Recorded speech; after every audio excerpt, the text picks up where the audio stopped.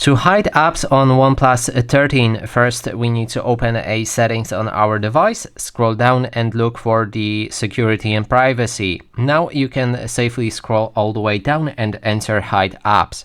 If you do it for the first time, it will ask you for your privacy password. You will need to set it up. Just click on the settings and then it will move you to the password setup. Now I have mine already. If you have it as well, just enter that password and then click on get started. You can access those hidden apps via home screen icon or via dial pad. I prefer the dial pad option, so let's click on that and it will transfer you to the access code.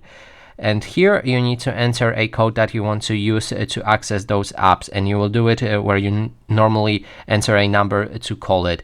So first we need to go for a hash and then enter a code. So I'm gonna go with 4403, and then we need to also end it with the hash. Then when we click on done, our code will be set up and we can click on add apps to add certain apps to be hidden.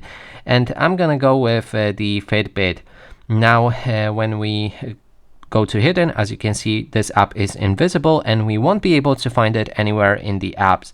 And to access it, you need to open your phone dialer for this option and click on the dial pad, enter the code,